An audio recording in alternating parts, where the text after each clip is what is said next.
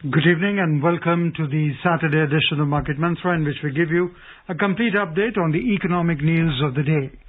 Today we'll also be taking calls from you, our listeners, and any queries that you may have on business, economic and stock market matters. But do remember that we don't address stock or company specific queries. The numbers to call us on are 2331 4444, 2371 7106 or 2371 7117. And those of you who would be calling us from outside Delhi, please prefix 011. My name is Rajesh Lake, and with me is my co-anchor in Hindi, Manoj Pathak. नमस्कार, market मंत्र की ताजा अंक में आपका स्वागत है। आधे घंटे के इस कार्यक्रम में हमेशा की तरह हम देश और दुनिया की चुनी हुई कारोबारी, आर्थिक और शेयर बाजार से संबंधित ताजा खबरों को लेकर हाजिर हैं। आज शनिवार है और आज के दिन हमारे कार्यक्रम में आप भी हुआ करते हैं सम्मिलित और पूछ सकते हैं हमसे अर्थनीति, शेयर बाजार या कारोबार से जुड़ा कोई भी सवाल। बस ये ख्याल रखिएगा कि हम किसी खास कंपनी या शेयर के बारे में जानकारी आपको नहीं दे सकते। हमसे सवाल पूछने के लिए आप डायल कर सकते हैं 2331 4444, 23717106 या 23717117। हमारे साथ खबरों पर चर्चा और आपके सवालों का जवाब देने के लिए आमंत्रित हैं देश के आर्थिक मामलों के जाने माने विश्लेषक शरद कोहली। शरद जी नमस्कार, कार्यक्रम में आपका स्वागत। वार्म वेलकम शरद। नमस्कार मनोज, नमस्कार राजेश और सभी श्रोताओं को मेरा हार्दिक अभिनंदन और भाई दूज की शुभकामनाएं। आइए शुरुआत करते हैं अंग्रेजी में हेडलाइन से, जिसे लेकर मौजूद हैं Rajesh lake. Finance Ministry invites suggestions on taxation from industries and trade bodies for the Union Budget 2022-23. Commerce Minister Piyush Goyal says the country reported highest retail sale in a decade during this festive season. And 3 initial public offers set to hit the primary capital market this week to raise about 21,000 crore rupees. वित्त मंत्रालय ने उद्योग जगत और कारोबारी निकायों से केंद्रीय बजट 2022-23 के लिए कर सुझाव आमंत्रित किए। वाणिज्य मंत्री पीयूष गोयल ने कहा कि त्योहारों के इस मौसम में देश में एक दशक के दौरान सबसे अधिक खुदरा बिक्री बढ़ी और इस सप्ताह भारतीय पूंजी बाजार में 21,000 करोड़ रुपए से अधिक की राशि जुटाने के लिए 3 IPO जारी किए जाएंगे।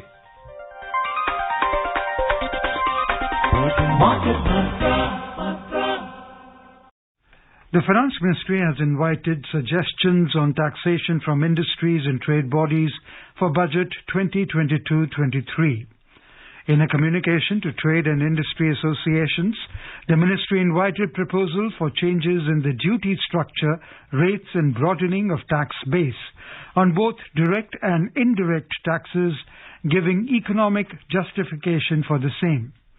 These suggestions may be sent to the ministry by November 15, 2021. The communication from Finance Ministry reads, your suggestions and views may be supplemented and justified by relevant statistical information about production, prices, revenue implication of the changes suggested, and any other information to support your proposal. हमारे साथ कई श्रोता इस दौरान phone line पर आ चुके हैं। हम सबसे पहले आमंत्रित करना चाहेंगे मुंबई से प्रताप को।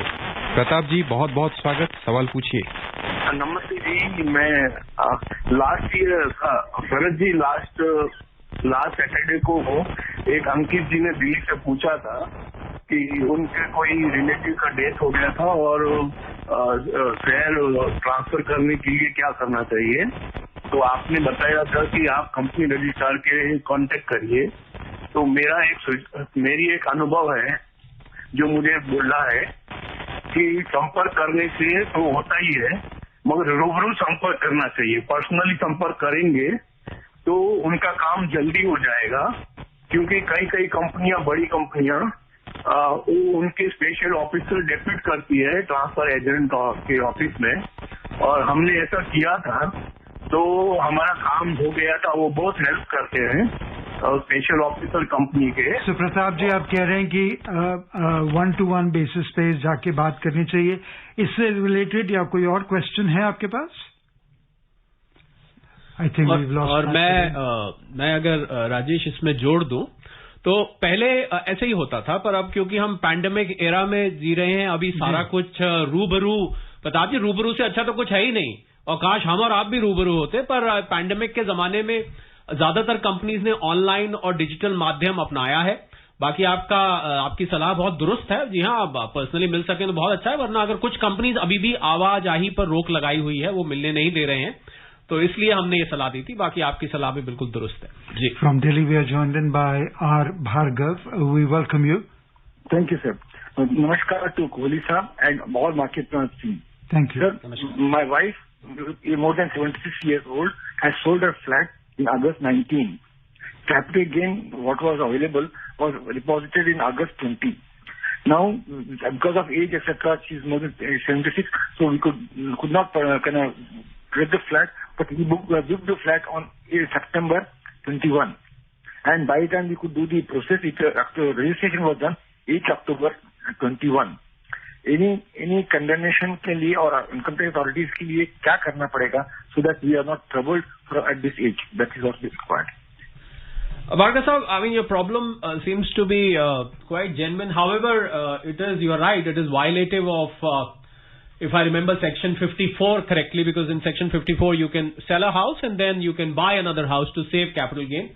But I think you seem to have missed the bus, because 1 year is the time allowed in which you have to complete. But let me tell you something. I mean, if you're planning to construct a house, you can do within 3 years from the date of the sale you have made. If you're planning to purchase, you can do 1 year before or 2 years after. So aap dekhiye, I think it seems like from the dates you mentioned, maybe maybe you missed providing one of the dates. You seem to be within the timeline. So 2 years is the timeline in which you can purchase 1 year before or 2 years after. So, but if we are missing on hearing the dates, well, there is no system of condonation as such in the income tax. Maybe you can make an application tomorrow when you take the benefit of section 54.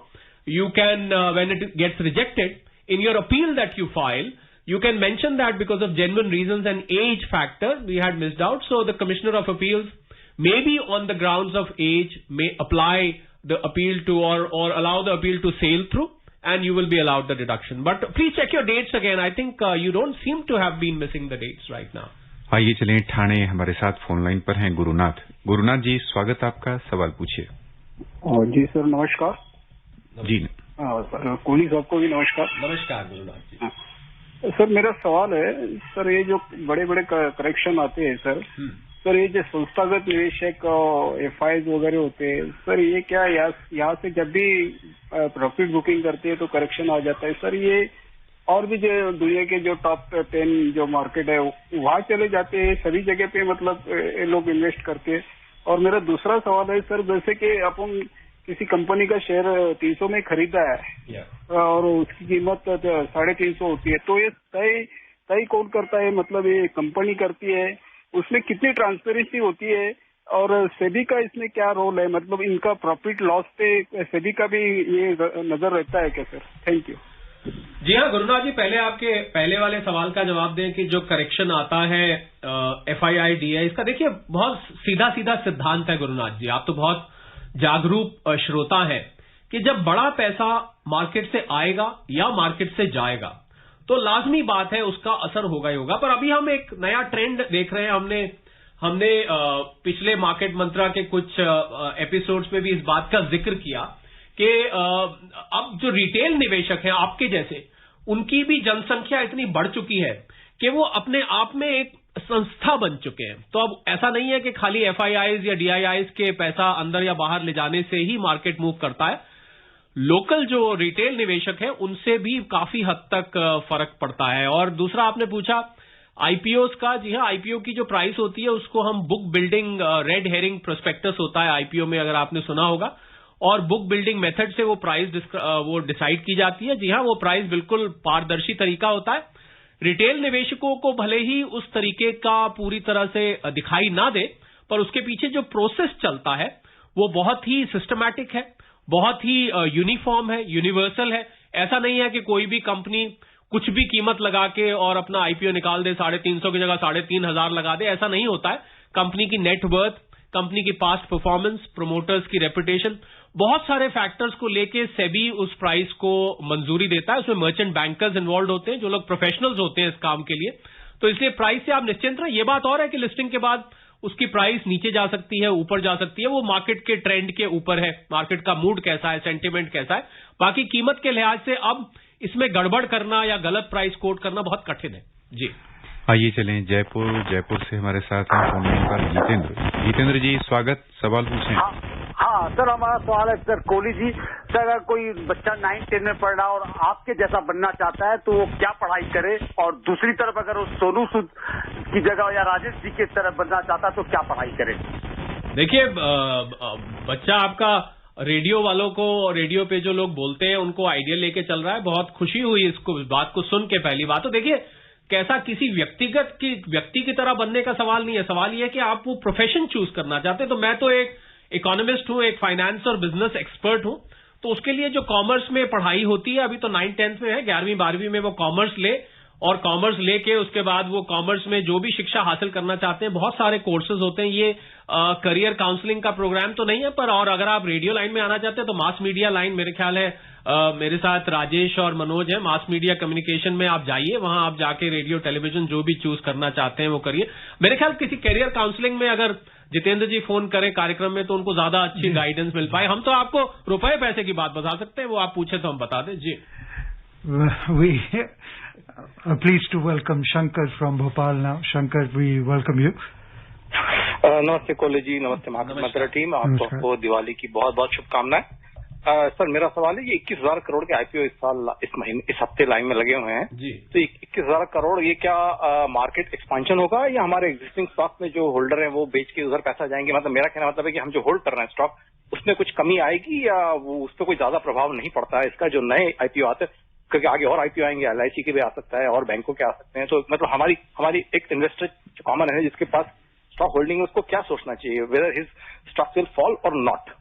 ये तो आपने बड़ा मजेदार सवाल पूछा है शंकर जी कि ये पैसा नया आएगा, ये पुराने पैसे। अब ये तो शंकर जी हमें सबकी जेबें झांक के देखनी पड़ेगी या बैंक अकाउंट झांकने पड़ेंगे, कौन कहां से पैसा निकाल के लगा रहा है। कोई नया गृहिणी अपनी बचत जमा पूंजी लगा रही है, या कोई बच्चे की गुल्लक तोड़ के लगाया जा रहा है, या वो किसी बड़े स्टॉक में से। देखिए, ये तो हुई चलिए हंसी मजाक की बात। बाकी मिक्स्ड होता है। अगर मैं आपकी बात का बिल्कुल सटीक जवाब दूं, मिक्स्ड होता है। कुछ लोग अपनी पुरानी होल्डिंग्स निकाल के आईपीओज में स्विच करते हैं, कुछ लोग पुराने आईपीओ से हटके नए आईपीओज में आते हैं, कुछ लोग बिल्कुल स्टॉक मार्केट में टच नहीं किए हो तो उनको कोई बताता है भाई आईपीओ में इन्वेस्ट करो, कुछ नया पैसा भी आता है। कुल मिला के मिला जुला पैसा इस 21,000 करोड़ में आएगा। पर आप चिंता नहीं करिए, पैसा अभी बहुत है जितेंद्र जी यहां पर आने के लिए। LIC का है, जिसका भी आगे आईपीओ आता है, पैसे की कोई कमी नहीं है और पैसा लाइन में लगा हुआ है। अच्छे आईपीओज में पैसा आपको देखने को मिलेगा। कुल मिला के मिला जुला पैसा रहता है, अगर आपकी बात का सीधा जवाब दिया जाए। But it will affect the liquidity in the market?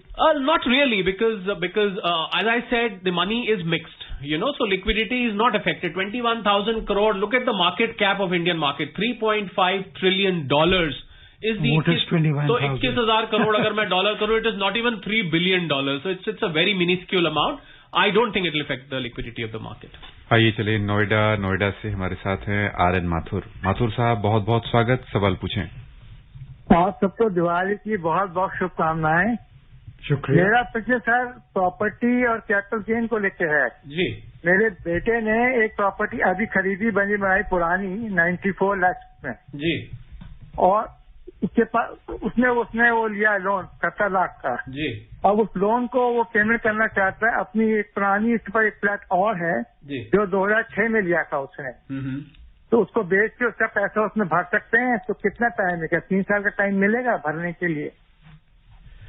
Mathur साहब, अभी आपने कहा जो 94 लाख की प्रॉपर्टी है उसके अगेंस्ट लोन भी लिया हुआ है, कोई दूसरी प्रॉपर्टी भी है। जी हाँ, अगर आपको प्रॉपर्टी को लॉन्ग टर्म बनाना है तो अब उसके लिए जो पीरियड होता है वो 2 साल का होता है। 2 साल में आपकी प्रॉपर्टी लॉन्ग टर्म कहलाती है। तो 2 साल बाद अगर आप बेचेंगे तो लॉन्ग टर्म कैपिटल गेन आपके ऊपर लगता है, जिसको आप किसी अन्य प्रॉपर्टी में लगाकर उस कैपिटल गेन को बचा सकते हैं। उसको बचाने के और तरीके भी हैं। आप 54EC एक सेक्शन होता है जिसमें आप कुछ सिक्योरिटीज ले सकते हैं, और प्रॉपर्टी के अगेंस्ट प्रॉपर्टी तो आप ले ही सकते हैं, जिसको हम सेक्शन 54 बोलते हैं। तो कुल मिला के 2 साल का समय। मेरे ख्याल लोन का आपके बेचने या खरीदने से या लोन का आपका जो कैपिटल गेन है वो इफेक्ट नहीं होता। लोन की अलग से सेक्शन 24 एक इनकम टैक्स का होता है, उसमें आपको डिडक्शन मिलती है 2 लाख रुपए तक की, आप जानते होंगे। जी, हमारे साथ कई श्रोता फोन लाइन पर हैं। हम आग्रह करेंगे कि आप हमारे साथ बने रहिए। हम कुछ खबरों के बाद आपसे फिर से चर्चा करेंगे। वाणिज्य मंत्री पीयूष गोयल ने कहा है कि देश में पिछले 1 दशक के दौरान सबसे अधिक खरीदारी त्योहारों के इस मौसम में की गई है। एक ट्वीट में उन्होंने जानकारी दी कि इस दौरान 1,25,000 करोड़ रुपए से अधिक के उत्पाद बेचे गए हैं। श्री गोयल ने कहा कि खुदरा क्षेत्र के लिए ये दिवाली के धमाके के समान है। उन्होंने कहा कि छोटे उद्यमियों और शिल्पकारों के लिए ये त्योहार उत्साह लेकर आया है, क्योंकि उपभोक्ताओं ने स्थानीय उत्पादों की खरीदारी बढ़ चढ़ कर की है। इस बीच 7 करोड़ से अधिक खुदरा व्यापारियों का प्रतिनिधित्व करने वाले अखिल भारतीय विक्रेता महासंघ CAIT ने कहा है कि पिछले 2 साल की मंदी झेल रहे दुकानदारों को इस बिक्री से राहत की सांस मिली है। CAIT ने कहा कि केवल दिल्ली में ही 25,000 करोड़ रुपए से अधिक की खरीदारी की गई। इस बार लोगों ने विदेशी सामान की तुलना में स्वदेशी उत्पाद खरीदने पर अधिक जोर दिया है। Joining us now from Mumbai is Jitendra. We welcome you, Jitendra. Good evening, sir. Good evening. Wish you happy Deepavali to Same all to the you. panel. Thank you. Thank you. I had seen one movie of the last 2 weeks. In that movie, showing in the decade of the 90s, there is one of the families of the traders. That movie shows that they pull the market. And if they pull the market, they got benefits. But the normal traders or normal investors hamper. Is there any? I mean, my question is asked, sir. Is there any family or any huge traders that pull the market? Because just I heard in your program, अभी छोटे investor बहुत सारे आ गए. That's why the market didn't fall. Please, this is my question. Okay, Jitendra. Jitendra, we got your question. I think I can recollect which movie you are referring to. See, the market has evolved. Yes, there used to be a time when the market was completely manual. There was no digital injection in the market, and so there was a certain amount of manipulation done. We've heard of some stock market scams also many years ago. But now I think the market has evolved. Market is very strongly regulated. SEBI is there. The stock exchanges themselves are very particular, very careful. So I think in the current scenario, it is nearly impossible to manipulate the market. So therefore, so that may not, I think the movie refers to a very old incident, which may not be true in contemporary times. Yes, the DIIs, FIIs, when big money comes in and out of the market, obviously the market reacts to it, which is very natural. And that I think is not objectionable as well. But in the current scenario, to answer your question very precisely, Jitendra, it is impossible to manipulate the market the way it was done in 90s, because market is completely a changed place these days. Yes. Harish from Faridabad joins us now. Harish, we welcome you. नमस्कार to entire team sir. नमस्कार.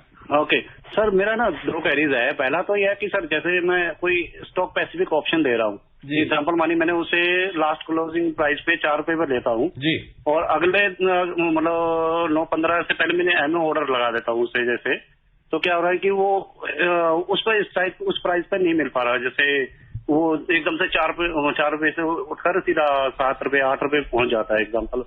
तो फिर sir ये ऐसा क्यों हो रहा है और क्या करना चाहिए इसके लिए, अगर मान लो एमओ ऑर्डर पे भी वो नहीं दे पा रहा.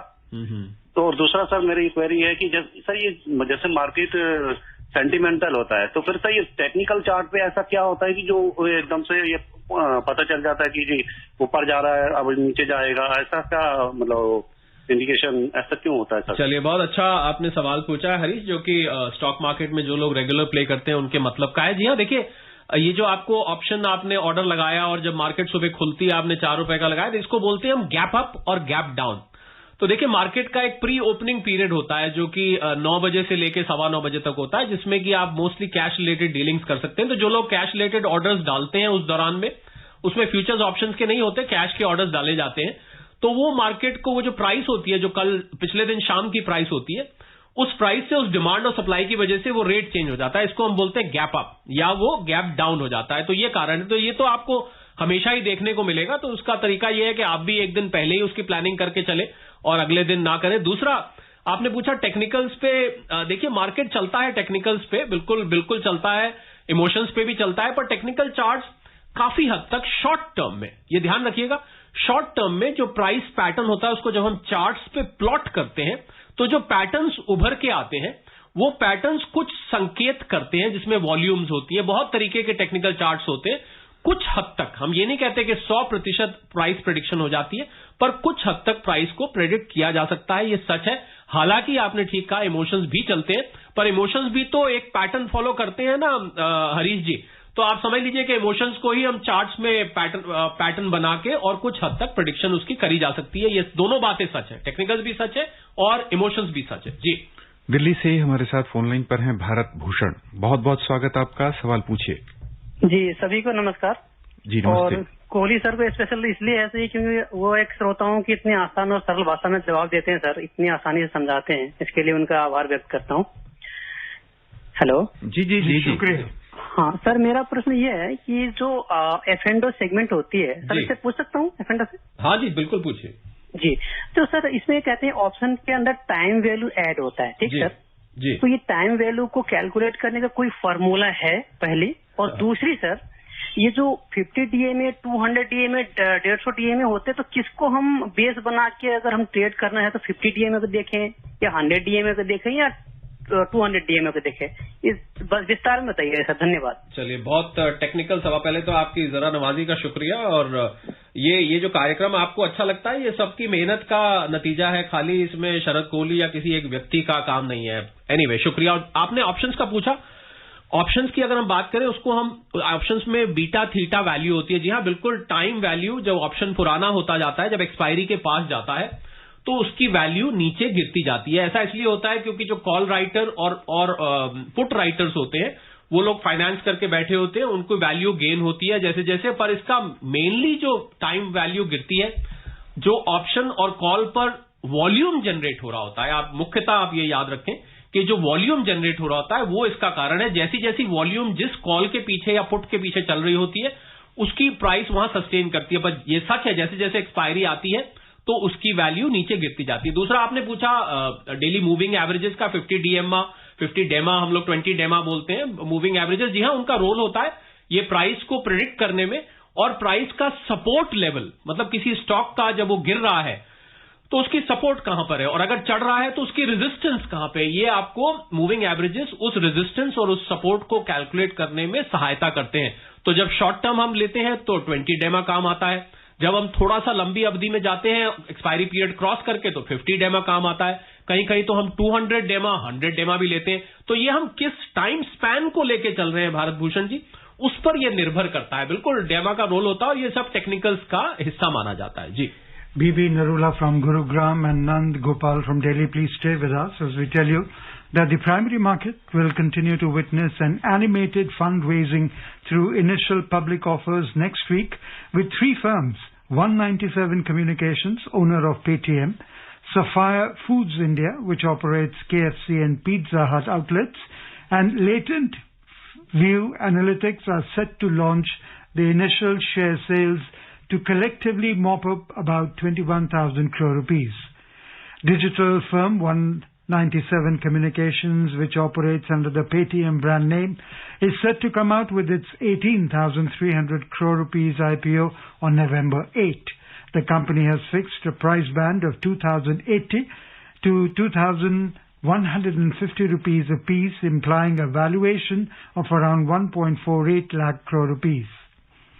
Sapphire Foods India's public issue will be entirely an offer of sale with a price band of 1,120 and 1,180 rupees a share IPO. At the upper end of the price band, the initial public offering is expected to fetch 2,073 crore rupees. Latent View Analytics IPO comprises a fresh issue of equity shares worth 474 crore rupees and an offer of sale of equity shares to the tune of 126 crore rupees. The company has set a price band of 190 to 197 rupees a share for its IPO. So far in 2021, as many as 46 companies have floated their IPOs to raise 80,102 crore rupees, and market experts believe that the year should close with the 1 lakh crore rupees primary market fundraising.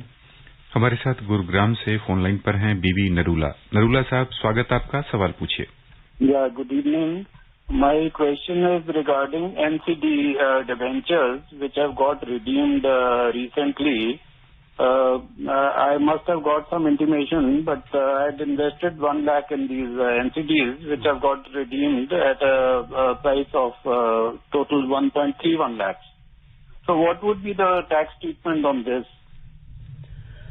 Well, Mr. Narula, on the non-convertible debentures, since this comes under the debt category, so you will have to see if they are, you've been holding them as long-term, then you will be subject to long-term capital gain, which is about 20%. You should check the date on which when you were granted, you were allotted these NCDs and the date on which you are selling, and calculate the capital gain on that, and then accordingly you will have to file your tax return while declaring it as a long-term. I am assuming that this will probably be a long-term capital gain for you. So the sale price minus the redeemed price in your case minus the purchase price would be the capital gain. Delhi से हमारे साथ हैं phone line पर नंदगोपाल। नंदगोपाल जी, स्वागत आपका, सवाल पूछिए। Thank you Kohli साहब। ऐसा है कि मैं रेगुलर इन्वेस्टर हूँ 50 साल से जी, और मेरे को रेगुलर इनकम पेंशन से होती है जी। तो अब कई दफा होता है कि अनफोर्सीन, जैसे कोरोना का इफेक्ट इतना हैवी हुआ लास्ट ईयर कि 2-3 महीने से प्रोलॉन्ग कर रहा और शेयर मार्केट ने बुरी तरह डिप किया। ऐसी इंसिडेंट को कैसे हम पता लगा सकते हैं कि इसका इम्पैक्ट कितना होगा, और सेकेंडली डिविडेंड कितना टैक्सेबल है, कितना नहीं है, प्लीज। पहले मैं आपकी बात वाली का जवाब दे दूं। डिविडेंड अब तो नंद गोपाल जी पूरा टैक्सेबल है।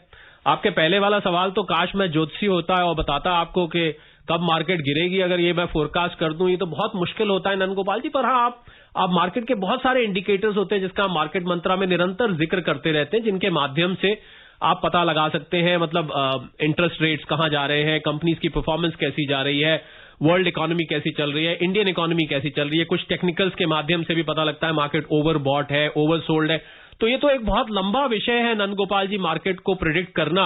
तो इसलिए आपसे फिर कभी जुड़ेंगे तो फिर और विस्तार में बात करेंगे जी।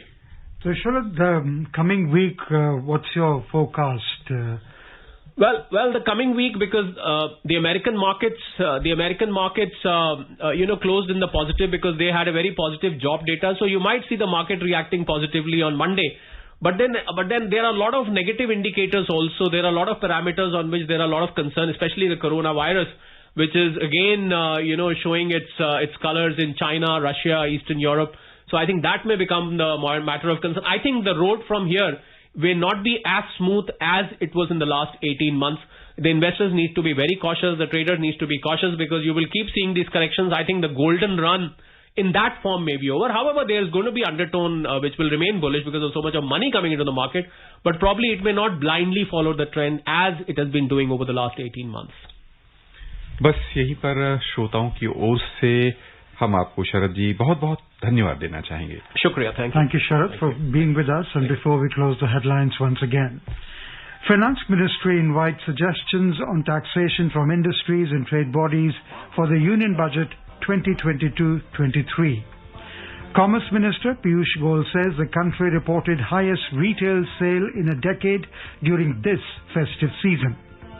And 3 initial public offers set to hit the primary capital market this week to raise about 21,000 crore rupees.